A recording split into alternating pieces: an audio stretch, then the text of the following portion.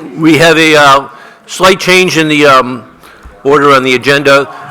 First of all, I'm just going to, Jerry Coogan, you wanted to introduce one of our new library officials? Jerry? Oh, you got to use the mic. Thank you. I'm Jerry Coogan, a trustee of the Tracy Memorial Library.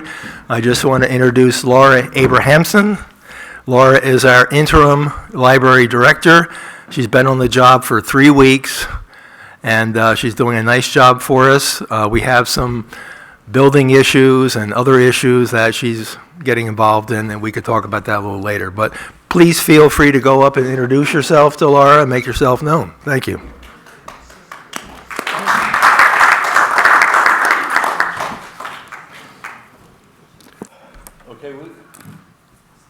Okay, we're going to go to the Selectmen's update, and then we'll go to Maureen probably because she had a small, brief discussion about the school funding formula. And if anybody does want to speak, just remember to come up to one of the microphones because we are being recorded.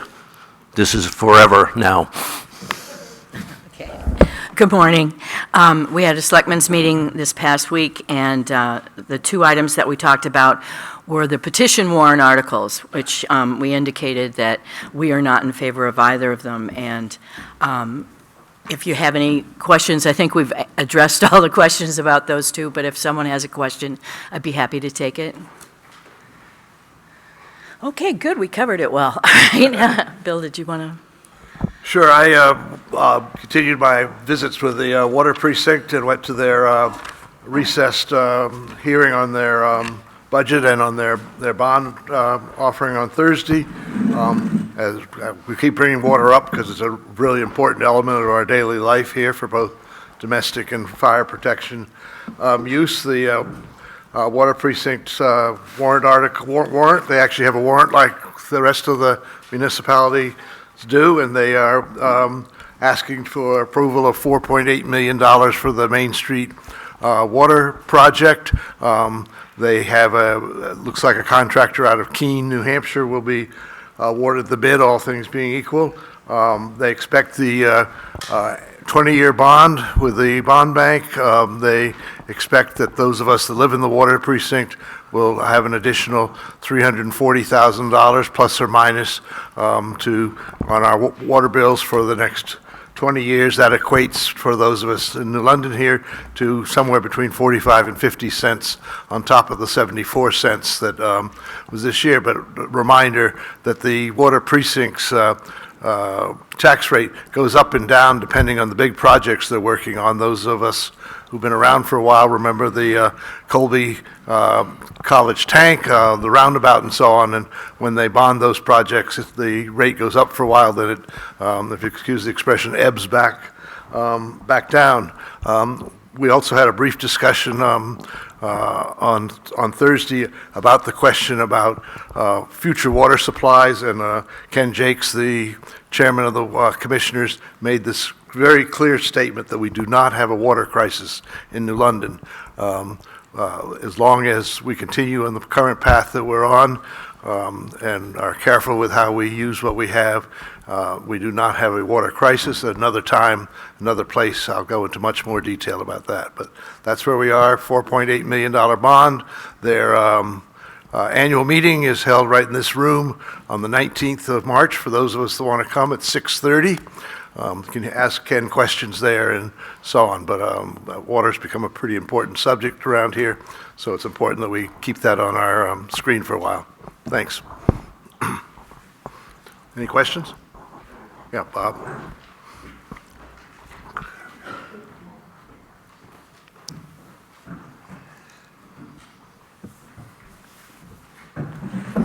Good morning, Bob Lyon from New London. Laura, I just wanted to say hi to you. I'm Bob Lyon. I brought up at a Selectmen meeting, I believe it was. I think it was a Selectmen meeting about a month ago, when it was brought to the floor that the library in all likelihood will need a new roof as well as other repairs, something like $350,000, $400,000 in that range.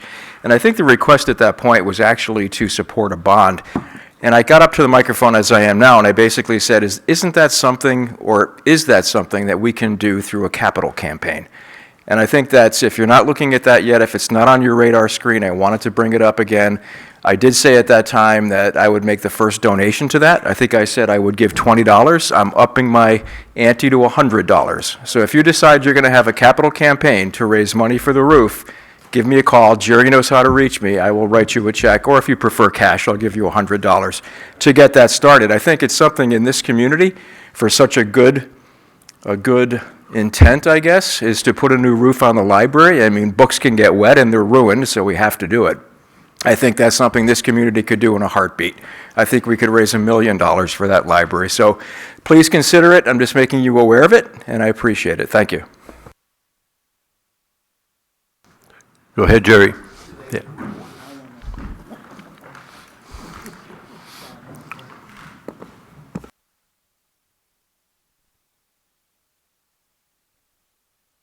Oh, yeah. Again, Jerry Coogan, I did not intend to speak about this issue right now, but we did consider Bob's idea at a meeting, and we'll further consider it as time goes on. But regarding the roof, we've had 3 roofing companies look at the roof. Roofing company A said we needed a new roof within a year or 2.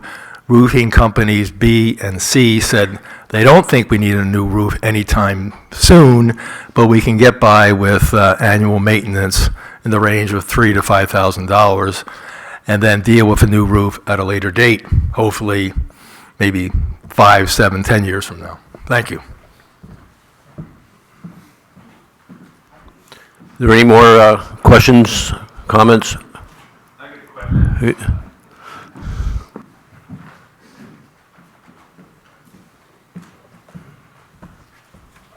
Is this on? Yes. Hi, Gene Weber, New London. Just a question about the water. I'm not in the water precinct, but I heard that there was an outage recently. Just curious about understanding any more about that and how it might affect your planning. Sure. Periodically, this happens. For the second time in the past several months, there was a water main break on Main Street near Spring Ledge. Water was out for a few hours. It was repaired and put back into service, but one of the reasons that the precinct is putting forward this major new water main replacement project is because of the frequency with which the 50-year-old pipes are not standing up any longer. So hopefully by the water project supposedly be done by the end of the summer, we will not have any more breakage along Main Street. Great, thank you.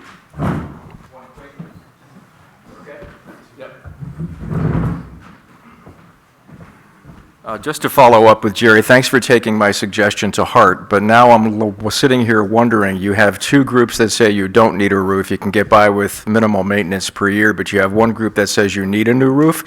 How will that be resolved, and when will we know if we need a new roof or not, to know about that spending?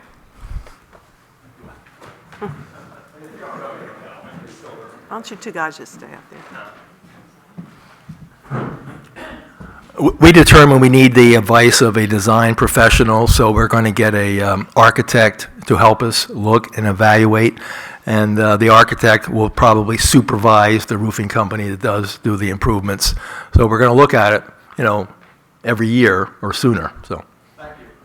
John, may I just say one more thing? And Janet reminded me that, just to preempt maybe further discussion on this, of the replacement of the and repair of the Main Street sidewalks will not occur until a year after the water main replacement project is completed, because they have to allow all the fill and repaving to settle for their purposes of their bond. And so until that's done and they can sign off on that, we will not be working on the sidewalk for another year after that.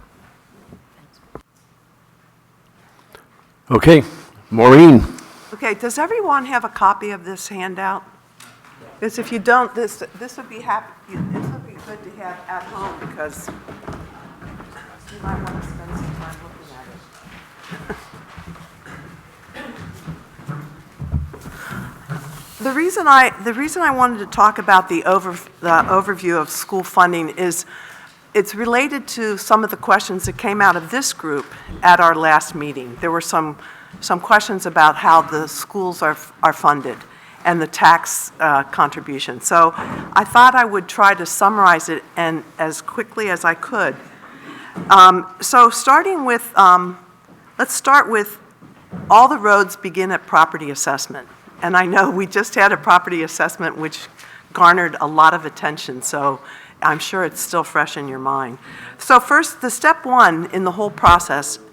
Sorry, Marie, turn that on. It is on. Just move it closer. Okay. Okay, the first step is that budgets are approved in the community, the local school district, and the state.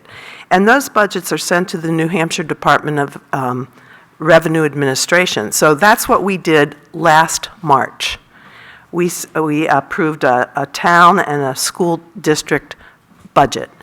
Then step two, all the towns that are eligible for property, all the eligible properties are assessed as close as possible to 100% of market value.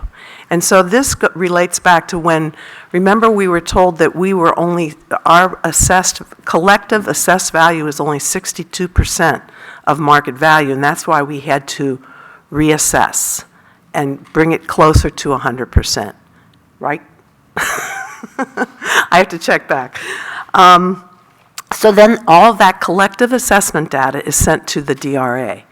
Then the DRA calculates a preliminary tax for each municipality, for each county, for local and state entities, such as the municipality of New London and the school district, in order to generate sufficient revenue for those budgets.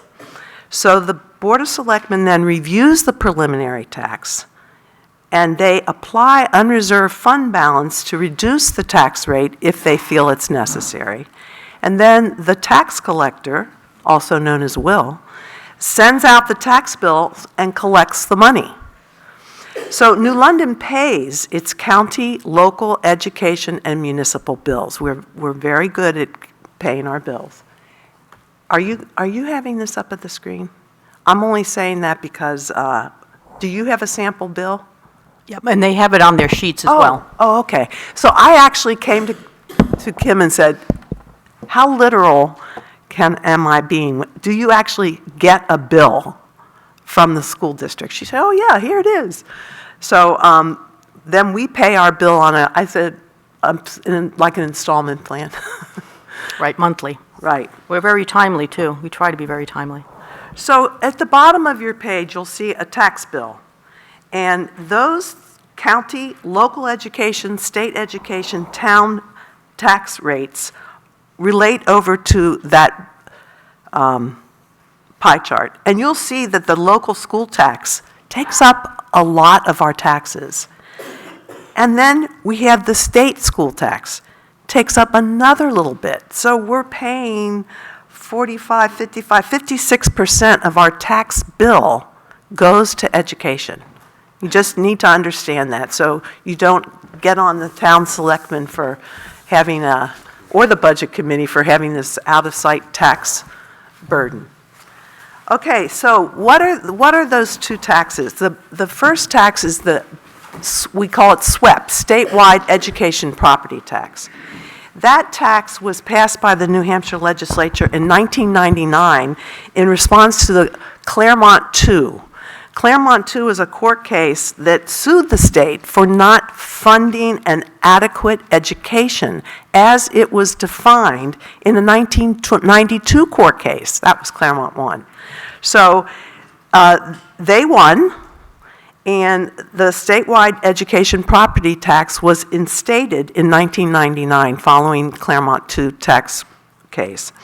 And the education property tax is again based on equalized valuation of the collective property value of the town. This tax must provide sufficient revenue to A, fund an adequate, and you see it's bolded, adequate education as defined by the legislature, and maintain $363 million annually in the Education Trust Fund, which you can eyeball at the bottom of that page. The current adequacy rate is $4,100. Now, I bolded it throughout this presentation because it's not anywhere near the actual per pupil cost. The actual per pupil cost to educate children in the state is $20,300, I think, dollars. It's on the next page.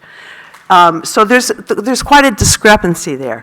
Adequacy, the adequacy rate is set based on $4,100 per student plus additional adjustments. And the additional adjustments, you can't overlook them because they also can add on to the cost of educating a child. So if you're an English language learner, there's an added expense. If you're a child with special needs, there is an additional expense to educating that child. If you are on free and reduced lunch, and which indicates your income level, that is an additional expense, and it's called, altogether, that's called differentiated aid. So some towns happen to have more kids on ELL, English language learners. For instance, Manchester has a lot of second language learners. Concord has a tremendous number of second language learners. So they get differentiated aid. So the cost to educate that child is more, but you're still only getting $4,100 plus that additional aid. So then the DRA levies a swept tax based on the $4,100 per student and applicable differentiated aid, and then they also have to account for the overall contribution to the Educational Trust Fund, because in 2005, I'm getting ahead of myself, in 2005,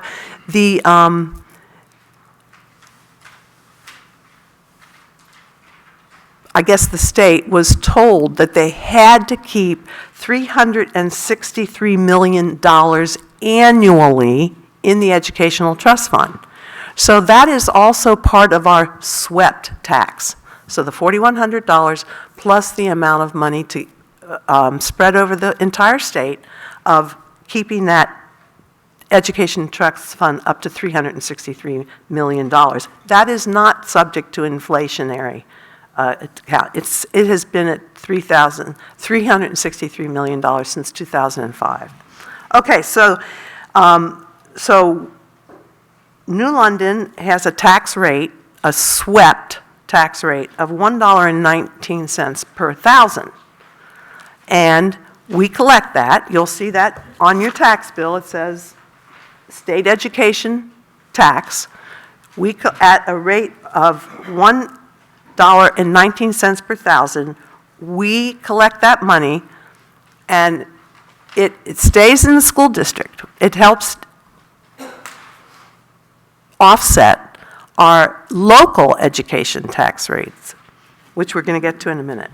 So for the bigger picture, here's the revenue coming into the New Hampshire Education Trust Fund. You can see that all the green, including swept and the local taxation, are paid for by the local folks. It's paid by us. And then and you'll see the slivers, the other slivers of aid that go into that. Those, one is utility. The utilities have to pay a tax on the land where their poles are, I guess. There's incremental portions of the business profit tax, the business enterprise tax, and the interest and dividends tax. Those are all little bits of that go into this educational trust fund. The tobacco settlement goes into the educational trust fund.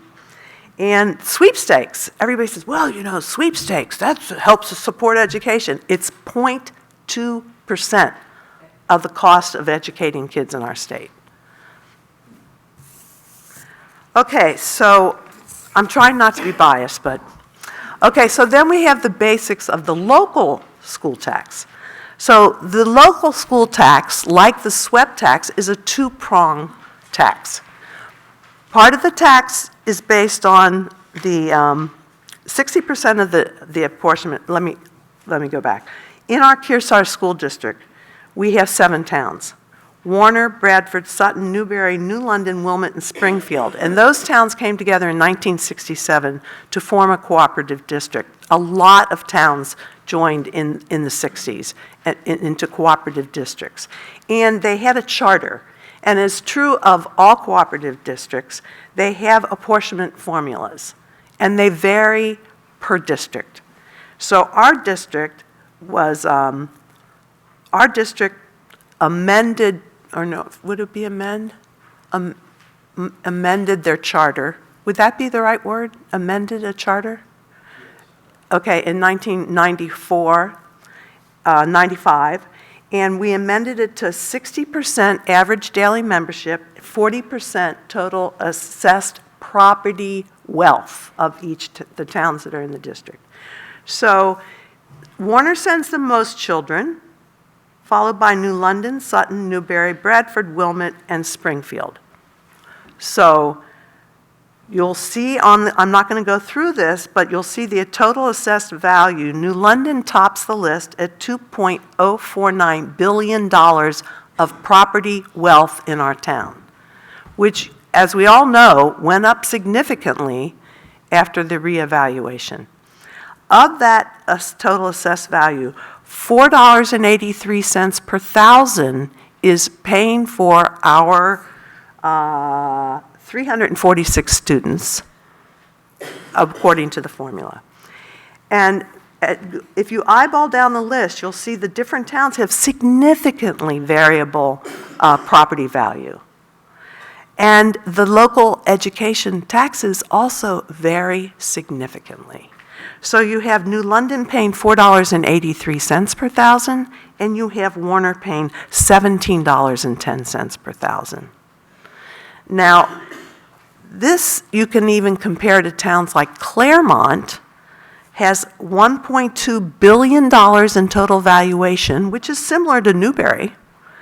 Newbury pays $5.56 per thousand. Claremont pays $14.15 per thousand. So you can see why there's such a kerfluffle about property tax supporting education in our state. It's just all over the map. So in actuality, New London is paying 27% of the cost of Kearsarge School District according to the formula. That's how it works out. And the formulas were all put in to level the playing field. So the towns that are property poor, I hate to say that, but that's the terminology. The towns that are property poor are not just completely maxed out in educating their students. That was the whole point of the apportionment formula. And it's kind of funny because that's exactly what we're doing on a state level, wide level. We're taking the property rich towns are supporting the property poor towns, which is exactly what we're doing in this district. And it's been found unconstitutional recently, so we'll have to keep an eye on it. Okay, so here's the summary. We prepared our budget was presented for 24-25, was presented in early January of this year at the deliberative session. The time to amend the budget is then. Of course, there's hardly anybody there. The cost to run Kearsarge is projected to be for the 24-25 school year, $54,320,531. 82% of that budget is covered by local taxation. That's high, I think. At 12.6% of it is covered by statewide education property tax. The remaining 5.7 comes from surplus that's applied to bring down the local property tax, but it's raised, school tax, but it's raised the surplus comes from local property tax. And the remaining 11.9 is revenue coming from various state and local sources, tuition, investment, and food service. So the average cost, remember we talk about actual and adequate. So the adequate cost that we're receiving is $4,100. The actual cost is $20,323 per student. Now, I'm not going to read all the rest of that because it's kind of a duplicate. So the per pupil, we have to keep this in mind as well. The per pupil cost for education is also affected by declining enrollment. Because if you have declining enrollment, you don't get the $4,100, and you don't get the town's paying the town's paying into the school district at a higher rate. It's also affected by increasing costs, and I cannot underline this enough, insurance costs, and decreasing state support. The Kearsarge School District is now paying, I think, 100% of retirement contribution? And has been since every school district. Since when? 2011. Since when? 2011. Okay, so the state is cutting back their school pension, their state support of the teacher pensions, which are under contract, right? Don't they sign contracts for that? Yell or just? No, you can come up. Please do. Sorry about this. When the state pension system was put in many years ago, the state promised 35% of the cost to be contributed to the pension system, and the towns and the local employers paying the remainder. In 2009, I believe, they reduced that rate, and in 2011, they said, we don't pay anything anymore. It's onto you. So there was a contractual obligation when it was put in place that at least over a third was paid by the state, and that was, through the legislative process, reduced to zero. So it's now all on local municipalities to pay for the retirement costs. So these are things that I don't think the average taxpayer would know. Anyhow, it certainly affects education. And also the state has withdrawn building aid. So in Kearsarge, the per pupil cost of actual education is $23,774. New London pays $28,598 per pupil because, again, the apportionment and the equalized valuation. So our total tax burden is $9,888,692, and then plus we return our excess SWEP money to the school district. So we actually contribute to the school district the SWEP funds, which were, well, I don't want to get into it, but anyhow, $1.2 million in excess of what is required by the state to meet our $4,100 plus our contribution to the education fund, the state educational trust fund. So there you have it in a nutshell. At the bottom is the bad news that there's been some recent court cases which might also affect the cost of education in our state. One court case is called the Rand decision. These both came out in the summer, I think.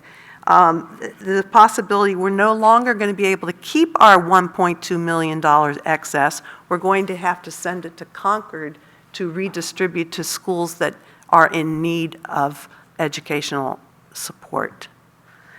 The second court case is Conval, the Conval court case, and that also passed that the base adequacy aid of $4,100 per student is going to be increased to $7,356 per student. And, you know, both of those are going to have a big effect on our school tax.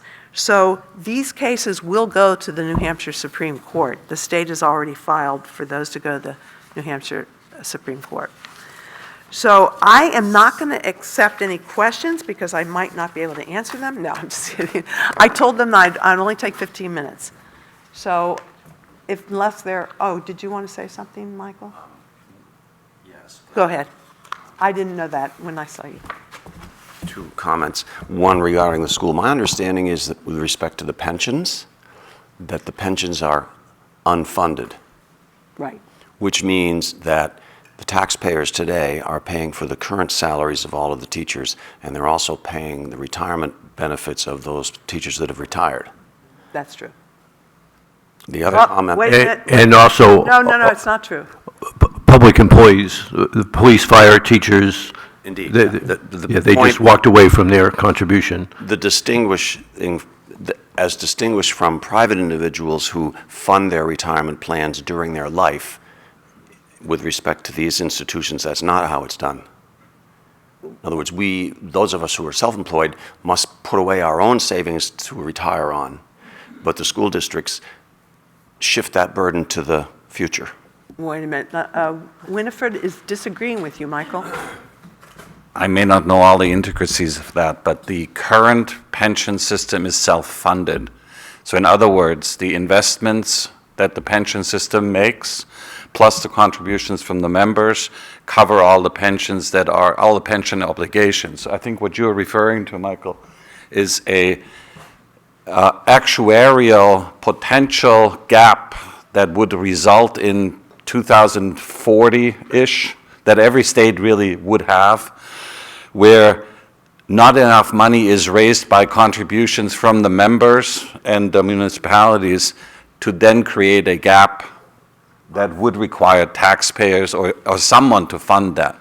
For that reason, a 30-year plan was put in place in 2011 of closing that gap, and we are now about 13 years in, and that has resulted in significant increases to employees and municipalities to close that actuarial expected gap in 2040 or 39. So we're about a third into that, closing the gap, and that resulted in these increased costs to employees. They saw about 40% increase in their contribution over 2010. So it's self-funded. It was meant to be not an obligation of the state. So the unfunded pension liability is decreasing. It's decreasing. As we move closer to, Yeah. okay, thank you. So there is some, but there's a break, but it's. So just to know, right now, the state pays nothing for teacher retirements and is not expecting or hoping to pay anything ever. Whether that's realistic, I don't know. At some point, the municipalities will just, feel the burden There more will and be more. a revolution. I don't know that, but There's a gap, thank you.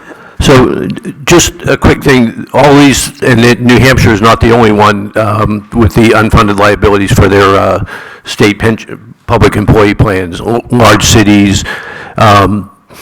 And then when this started, this was back in the recession of 2008, 2009, the state, we can't afford to pay our bills, so let's make the towns pay it.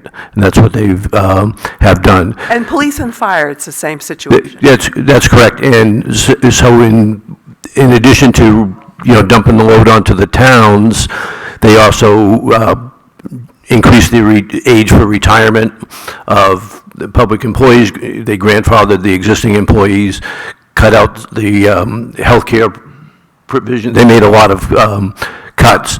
Now, I just read that there are a couple bills in the legislature right now that the state may start picking up around 8 to 10%, which is, I guess, a help, but how long that will last. And it's not just New Hampshire, this is nationwide with state and city pension plans that have gone on. They've cut the benefits, and a lot of it, when times are good, political, they just try to give away, let's increase the benefits, and then times get tough. It's the same thing with Social Security. we'll always assume there's more people coming into the workforce, and that's why we have a big Social Security deficit as well, so. So it's not, I tried to present this as, so it was comprehensible, but you might find that you'll get home and you'll say, what? Because that's why I think I would urge you to pour over the handout, because it's not a simple subject. It's very complicated. And, but we need to understand it, because at some point, we're going to have to seriously, I think, question how we're funding education. Are you really not taking any questions? I really am not taking any questions, because I promised them that they, Yes, you can ask me a question afterwards. How's that? we're not going to take any questions. I'm just going to offer Kim, if you want to just say something about those potential Supreme Court cases, because the town was involved in. The town is part of a group called Coalition 2.0, so we are closely following this subject. As Maureen has pointed out, it's a complicated subject, and there are towns, all of the towns that are in the same boat are working together on it. So BB Casey, Selectman Casey is monitoring it along with me, and we report to the selectmen. So stay tuned on it. There's a lot of information on it.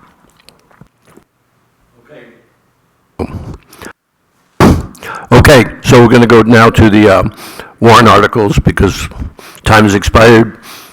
So who's going to start with that? Let everybody know when you go, hopefully everybody is aware of the town website. We try to put as much information there as we possibly can. So at this time of year, if you see right here and under public notices, information on annual town meeting and voting, including zoning amendments. So if everybody goes to that area, we will keep things updated. But I think now, this morning, I'll click on it, and you see here, 2024 annual town meeting. Oh, and I should say, the annual town reports will be here soon. We have our office copies. They should be in town hopefully on Tuesday. They're at the bindery right now, being put into our booklet form. We will also, hopefully on Monday, have the electronic version. So those of you who don't like the paper copy and want to read it online, you'll be able to do that. We will have it on this page as well. So I will go to, so I think the selectmen, or we're going to start with, the first item here is town meeting zoning amendments presentation. Adam was not able to be here this morning, so yesterday we recorded him speaking to the issue of the zoning amendments. And we also have Tim Parity here, who's the chair. But I think the selectmen we're going to start on the actual warrant articles for Wednesday evening, and then time permitting, we can play Adam's video. But if we don't get to Adam's video, you could always watch it from the comfort of your home. Does that sound good? John? Good, okay.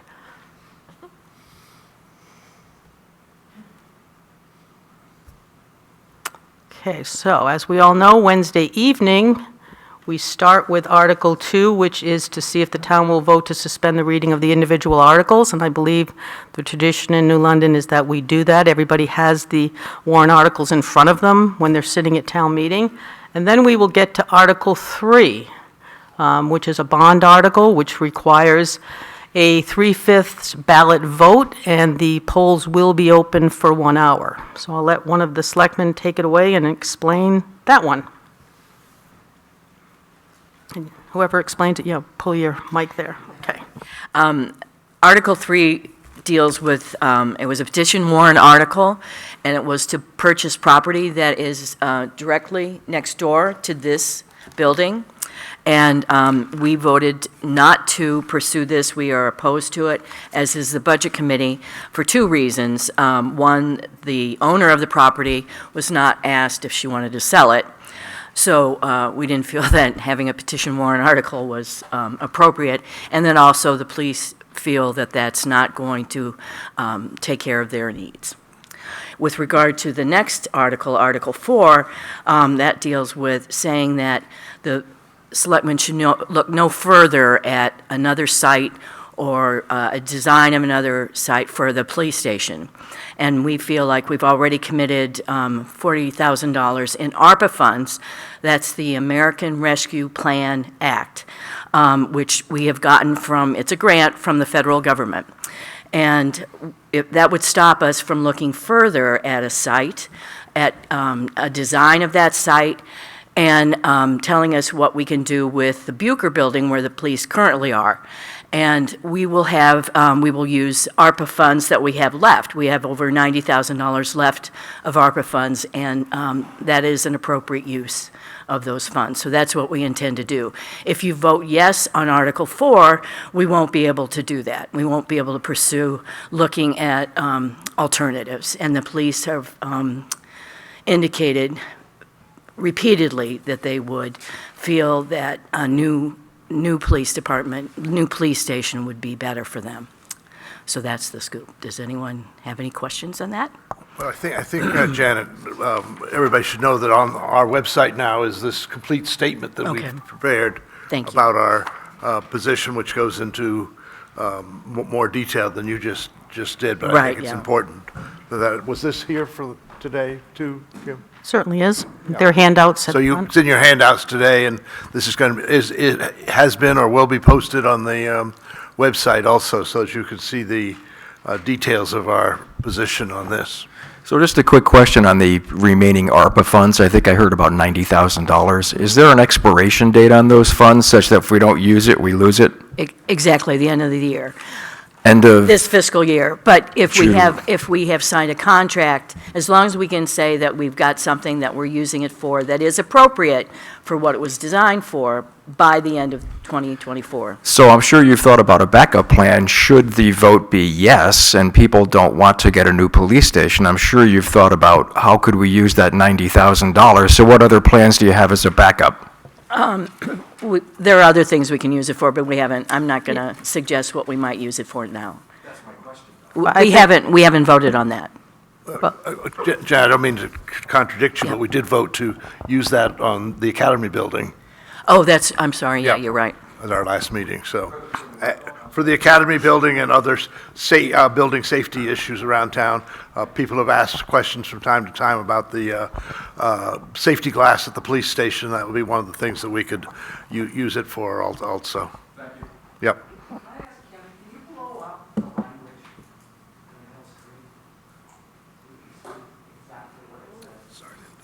Oh, I'd forgotten that we had done that, yeah. And then just a quick, this is just going to be information, we don't want to get into a debate. Obviously, we'll answer, some quick questions, everything, but just because of time, we don't want to get pros, cons, whatever. So we'll just listen to the article. If you have a question, go ahead, but we don't want to get into a debate. Thanks. Working on blowing it up here, people. Hold on. Now it looks kind of fuzzy, huh? Is Michael going to talk about that? I want to make a comment at the appropriate time about amendments. Gives me a cover to do this. This has been a particularly busy town meeting year. It's already started 2 weeks ago. I started receiving phone calls from concerned voters about parliamentary procedure and so on. On all the other years I've been the moderator, that's never happened. So this is going to be an exciting time, I think. I just wanted to make a comment about amendments. In this democracy, this ground roots democracy we have, one of the fundamental principles is that voters need to know what they're going to the town meeting to vote on, which is why there's a requirement that the warrant that's been approved by the selectmen be posted in public places far in advance of the meeting. And so if a voter reads it and decides that there's nothing on there that's of that much importance to them, they have the election to stay home. So one of the amendment rules says you can amend any warrant article, provided you don't change the subject matter.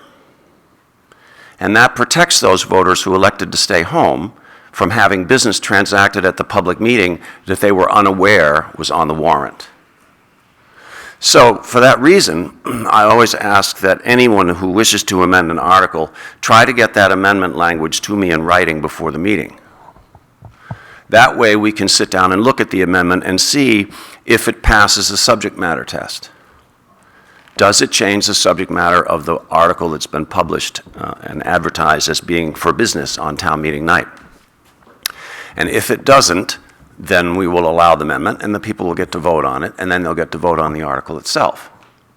So that is the reason why I asked for all these amendments that have been proposed, please try to get them to me in writing in advance of the meeting so that we can make sure that they are proper amendments and that we can put them before the voters. That's the only comment I wanted to make regarding amendments. Anyone have any questions about that?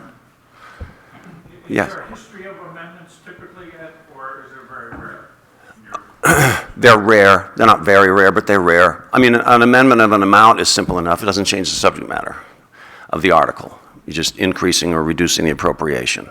And then for that, there's also this rule called the 10% rule, which says, great, you can amend it up, but as long as the total amount of that amendment doesn't exceed 10% of the budget net of debt service.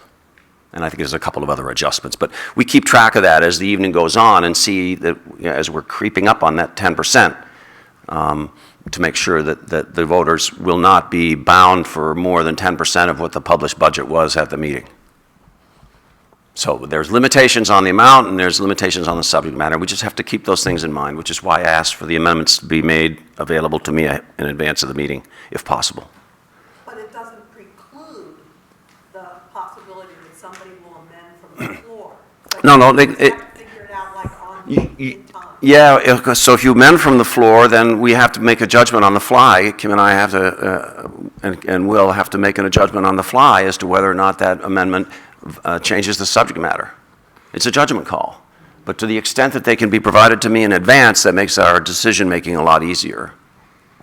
Michael? Yes. Would you also explain to us the rule about not bringing an article up after it has been voted on? Oh, yeah, restrictive reconsideration. There's a great court case on this. There was a warrant published in a town, and the people voted a very important controversial article, and the attendants at the meeting at that time voted it down. And that goal having been accomplished, a lot of the voters said, well, we're not hanging around until 1 a.m. for the rest of this junk. We're all going home. So they went home. And after they had all left, the remaining populace brought up the article again and passed it. And they were, the people who had left were furious. I mean, they left at their own peril, understood. But the Supreme Court said, look, this is how we're going to deal with this. The legislature came together and there were some bills in front of it. So they adopted this restrictive reconsideration article. So from the floor, someone can say, I move that you consider an article, you vote on it, and following the vote, and once the result is known, someone gets up and says, I move that we have restrictive reconsideration with respect to this article. And if that passes, then what that means is you cannot bring that article up for reconsideration until 7 days after the town meeting. So you'll have another meeting for the purposes of reconsidering that article. It's intended to prevent what occurred before with half of the voters leaving and then the remaining voters bringing it up and reversing it. It gives everybody a fair shot 7 days later with a full house to reconsider it, which is intended to protect the rule of the majority. Is that an adequate explanation, I think? Any other questions? Yeah, I don't want to turn this into a parliamentary circus. I mean, it doesn't have to be that. There are some ground rules. They're published in the town report. We try to stick to them. We don't want to make it too complicated. We just want to make sure there's adequate debate on each article. And actually, I'm glad I brought that up, rambling on incoherently. We're going to change the way we conduct the debate slightly at town meeting. And there will be a microphone in the center of the floor. And it's from that microphone that I'm going to ask the proponents of warrant articles, other than the selectmen, of course. The selectmen will speak to each warrant article. But persons having the petitioned articles and other work that people want to make comment on, I'm going to ask that they get on their hind legs and come up to stand to this microphone in the center of the floor and queue up to speak. That way, if someone in the assembly wants to move the question, well, okay, but you see, there's 5 people here that haven't had their say. And once we all see that there's 5 people that want to speak to this article, once those 5 people have spoken, then we will allow the question to be moved. It's a lot easier to do it that way than it is to have people seated in their chairs raising their cards when they want to speak, because I can't see what the order is and I might miss someone. So I'm going to ask, if you wish to be heard on an article, please, if you're able, come to the center microphone, and then we all know how many speakers there are left. and then we know we won't be able to move the question until they've all been heard.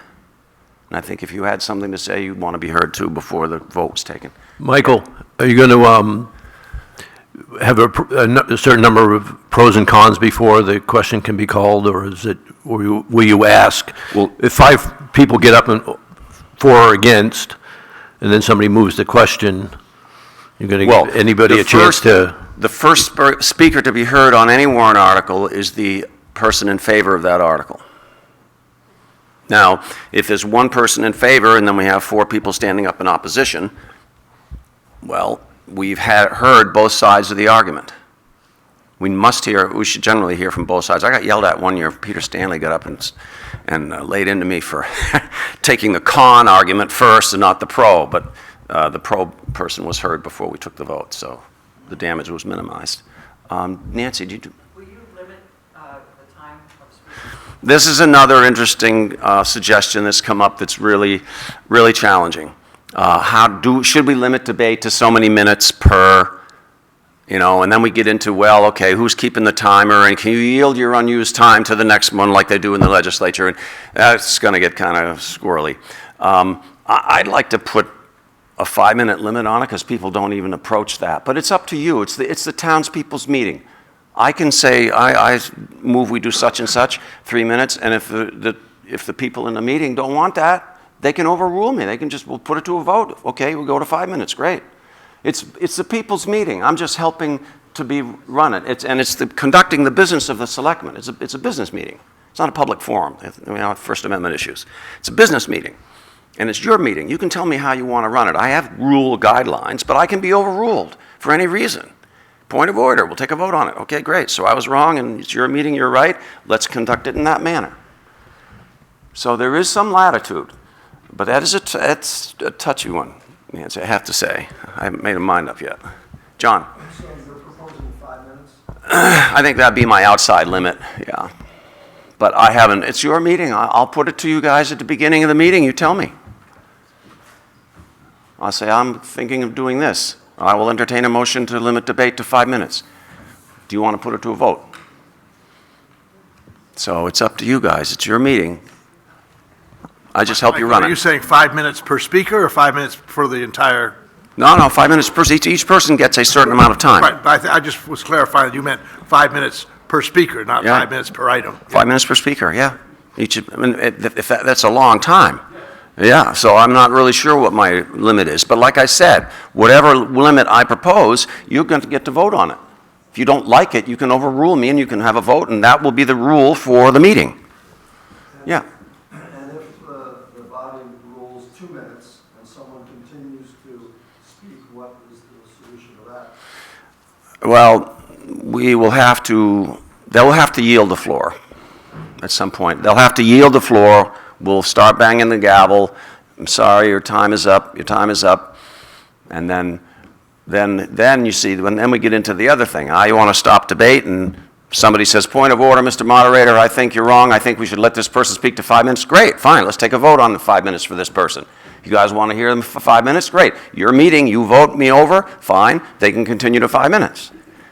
There is a little play in the joints here to get the robust debate that we all should be entitled to in a free democracy. And somewhere in between that continuum and an efficient business meeting, we have to find a middle ground. And I'm hoping you'll help me find it. Okay? And I'll stand down. Thank you. Thanks, Mike. Next. So the next several articles all have to do with the operating budget that you've seen in many different ways. This particular way divides it down into 1, 2, 3, 4, 5, 6 different categories to make the voting simple. So Articles 5 through Article 10 all have to do with items in the operating budget. The only one that maybe is worth noting here quickly is the Article 10 having to do with the principal and interest on bonds. The numbers shown in the warrant at this point include first-year principal and interest for the $900,000 bond that's being voted on in Article 3. If that bond is not approved, then we will make a on-the-spot adjustment of those numbers to reduce the interest and principal payments in the fiscal year '25. Otherwise, I think if you followed the budget process for the last 6 months, the numbers should look pretty familiar to you at this point. That one was easy. Okay, let me just keep going. Article 11 has to do with putting money into previously established capital and non-capital reserve funds. They total $1 million. Both the Budget Committee and the Selectmen recommend those numbers as presented. You will note, however, that in Article number 19, the Conservation Commission is going to come forward and ask that an additional $30,000 be added to the Conservation Land Acquisition Fund. In order to accommodate the Conservation Commission, the warrant has an item of $1 there, so that that can be amended or changed by Article 19. So you may want to consider whether you want, under Article 19, when we get to that, to add $30,000 for conservation land acquisition, and the Conservation Commission will explain why they want to do that, and the Selectmen will explain to you why they do not think that's a good, Selectmen and the Budget Committee will explain to you why they think that's not appropriate. Moving on, then the series of articles have to do with expending money that's already been put in capital reserve funds for various types of equipment and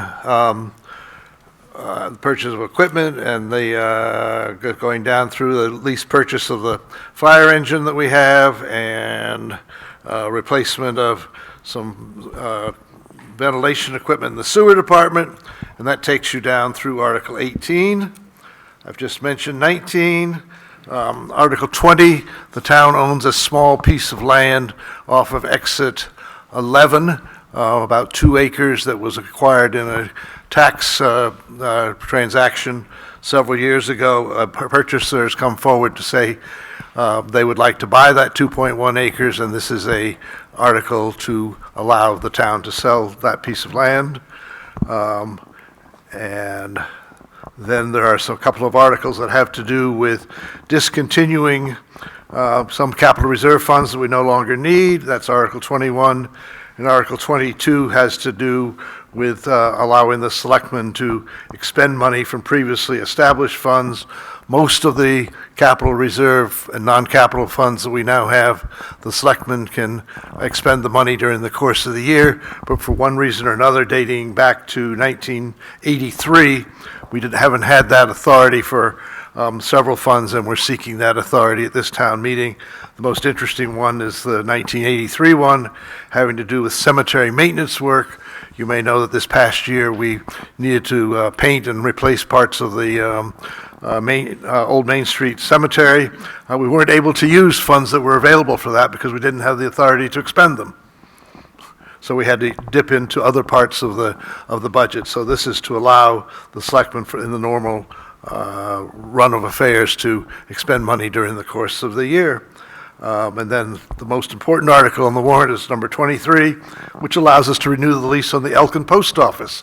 For those of you that live in Elkins and like to get your mail there, we periodically, for periods of 5 years, have to renew the lease on that building. And that's it.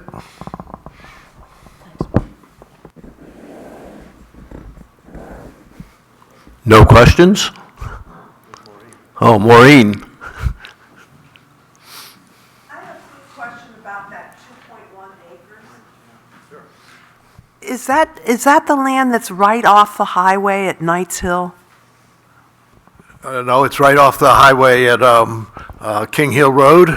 King Hill, that's what I meant. King Hill Road. It's a landlocked piece of land that is bordered on one side by the town of Sutton, another side by I-89, and on the front part on King Hill Road by property owned by somebody else. Oh, okay, thanks. Is this the property we tried to buy a couple of years ago and then they couldn't get clear title or something? This is another lot? No, the town did sell that piece. Oh, they did finally, okay. Bill, can you go back to 19? I thought there was different votes from the selectmen and the budget committee. Can you explain why Sure.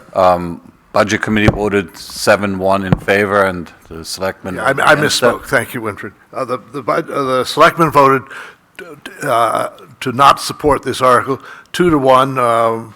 Selectman Beebe is not here, but she voted to support it because she wanted to be sure that it could appear on the warrant for discussion. The Budget Committee voted to recommend it 7-1, with her vote being the opposed one because she carried forward her vote. I can't speak for the Budget Committee. Is there anybody here from the, Colin, you're here from the Budget Bill, Committee. I think John Wilson voted in opposition. did Is he? that right, Colin? Yeah, Beebe voted in favor both for the selectmen and the budget So, committee. Colin, can you come up to and explain for Winfred why the Budget Committee supported this? Thanks.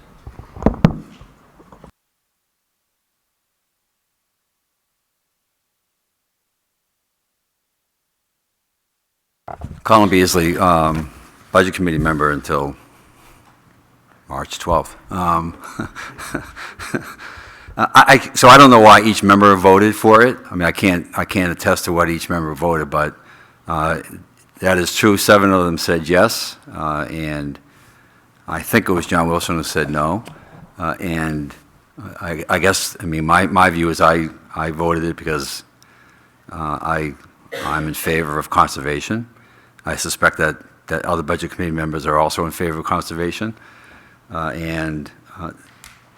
mean, I can answer any questions, but that's all I can do is attest to why I voted for it. And I think to add to that, I think Janet and I would both say that we are in favor of conservation also, but we voted not to support the article because we feel that putting money into this fund does not solve the problem of having money available to make purchases of conservation land. The fund has a few $100,000 in it now. Land is very expensive in New London, and any land that the town chose to want to purchase has to go before the town meeting anyway, so we don't see the sense of locking money into a fund that can't have money withdrawn from it and would not be adequate to meet the needs of a purchase if and when it became available. Yeah, listen, Adequate, is it, Janet? I don't mean to put words in your mouth. Yeah, absolutely. I mean, we've talked about it before, and I had a lengthy conversation with Bob Brown after this meeting, indicating that certainly I am in favor of conservation, but I didn't think, since we already had $360,000 in that fund, that putting another 30 is really going to make a big difference, because most of the properties that have been purchased by Osborne Sargent or the Conservation Commission are well over that amount. Although Bob pointed out to me that if they have money in that fund and a substantial amount, they have a better shot at negotiation with property owners. Yeah, listen, and I recall a meeting where I brought up the very thing. We're chasing something right here in town. I mean, land is getting more and more expensive, so how much money do you want to put in a conservation fund if you're never going to be able to afford the land, right? And so I don't disagree with that, but the point that I think Bob was making, and I believe Rob Prohl did the same thing, is to what you just said, Gina, right? To the extent that you have money in the fund that you can float out there, it gives you some leverage at the table, and perhaps even with someone like Osborne Sargent, where you can sit at the table and collaborate to purchase a piece of land. The question is how much is that, and how are you going to chase it, right? So that's what the town can talk about. And I think that's exactly why BB voted the way she That's did, right. was she Yep. wanted to have That's right. the discussion we're having right now at the full town meeting, in fairness. Yep. And yet, It was just why there was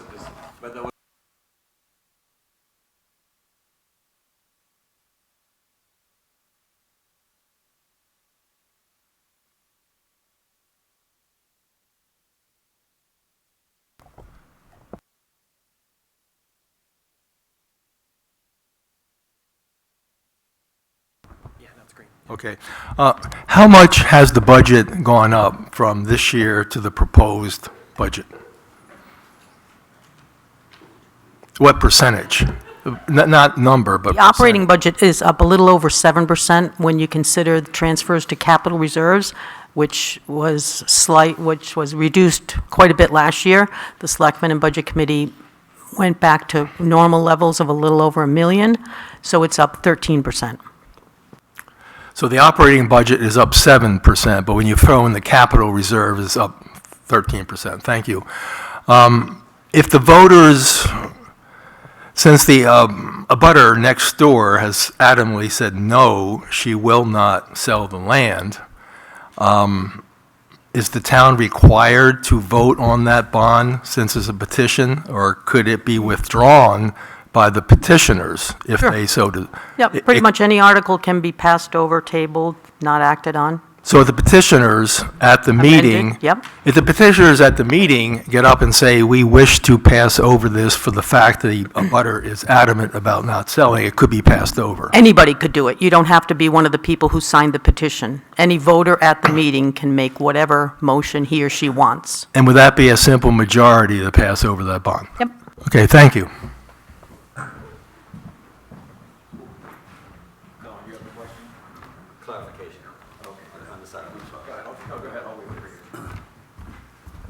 I think it's really important that, because the data is going to come out, and we talked about this at the last budget process planning meeting. Kim's numbers are right. But if you look at data that is being presented for purposes of the tax calculation, the amount of money that needs to be raised by taxes is going up 17.3%.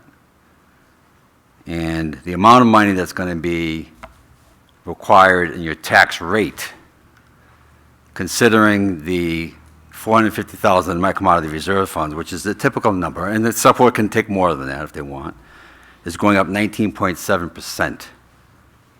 So your tax rate for next year will be 3.65 versus 305. I think those are the numbers. So 13% is right. 19.7% is right, 17% is right. They're all big numbers. If you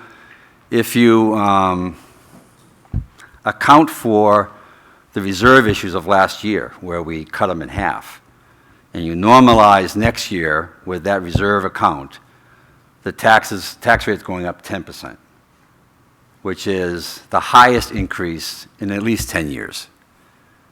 So the tax base and the tax rate continues to go and grow and grow. And it's a cost structure issue, and it's a revenue issue. So all those are I think it's very important that people see all those numbers, and I just wanted to make that clear, okay?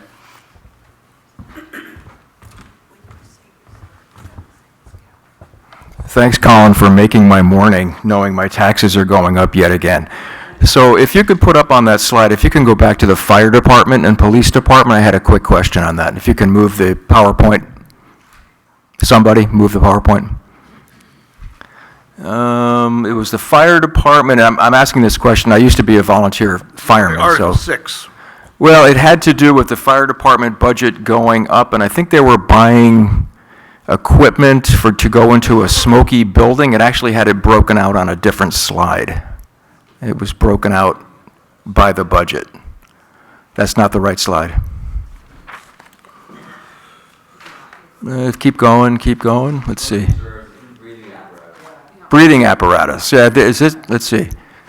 So they're going to get $135,000 for breathing apparatus. I'm just curious what the basis of that was and what they're using now. I mean, is it no good? They have to replace it? It's a planned obsolescence? I'm just curious. Again, I used to be in the fire department. I'm curious about that. Yeah, that's correct. The breathing apparatus life expectancy is 15 years, and We're there. It's coming to the end of that. Perfect, thank you. A lot of all the safety equipment, and whether that's necessary or not, but that's the standard of care.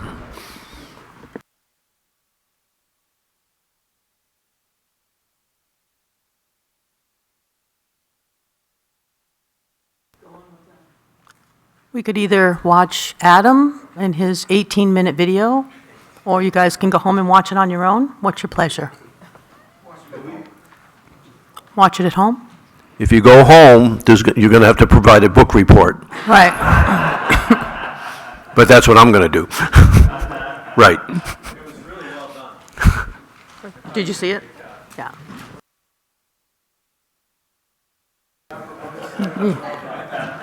So everybody remembers how to do it, just go home, go on the website, and look at 2024 town meeting? Okay, Yeah. good. We'll let you out early, and then you can, the subcommittees can work, report amongst themselves.